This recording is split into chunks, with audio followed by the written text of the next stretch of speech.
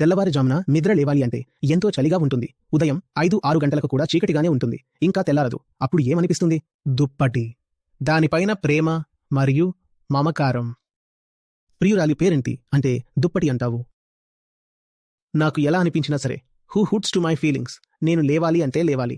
తన భావనల ప్రకారం నడిచే వ్యక్తికి చాలా దూరంగా ఉండండి. అలాంటి వారు మిమ్మల్ని క్రిందకు లాగేస్తారు. ఒకవేళ ఆ వ్యక్తి మీరే అయితే మీరు చాలా జాగ్రత్తగా ఉండాలి. ప్రజలు అంటారు కదా, భావనలు ఉంటాయి కాబట్టే మనుషులం అవుతాం అంటారు. కానీ భావనలు ఉంటే మీరు జంతువులవుతారు. మీరు మనిషి అయ్యేది భావనల వల్ల కాదు, చైతన్యం వల్ల. జంతువులలో లేనిది బోధి, గ్రహణశక్తి, అవగాహన, రియలైజేషన్. భావనలు జంతువులకు కూడా ఉంటాయి. మీలో భావనలు ఉంటే మీరు తక్కువలో తక్కువ జంతువులా తయారయ్యారనే అర్థం. ఇది మీకు లభించిన అర్హత.